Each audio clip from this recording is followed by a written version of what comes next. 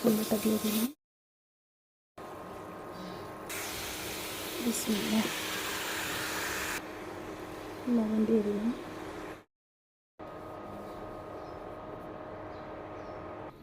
চুলায় অল্প অল্প গ্যাস আসছে, চুলায় দিয়ে দিলাম। তুই চিনি দিয়ে দেয় না, 4-5টা কাঁচামরিচ দিয়ে দিই। হয়ে গেছে খাটুয়াটা, নামাই নিব এখন।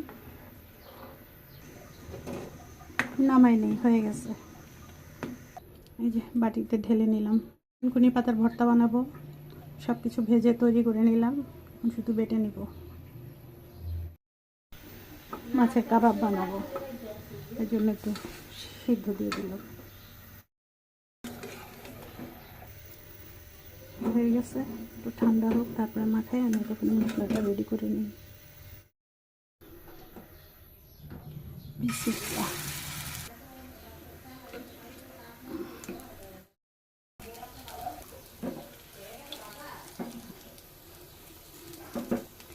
রুই মাছের কাবাব। আমার রুই মাছের কাবাবটা হয়ে গেছে। কতটুকু রেখে দিছি ভাইয়ের জন্য। এই তো, এই যে টমেটোর খাট্টা রান্না করলাম, একটু ভর্তা বানালাম, কালকের তরকারি রয়ে গেছে কত। আর এই যে আমার রুই মাছের কাবাব, সালাদ।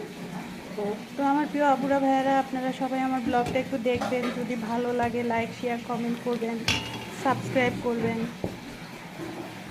এই তো, আল্লাহ হাফেজ, আসসালামু আলাইকুম।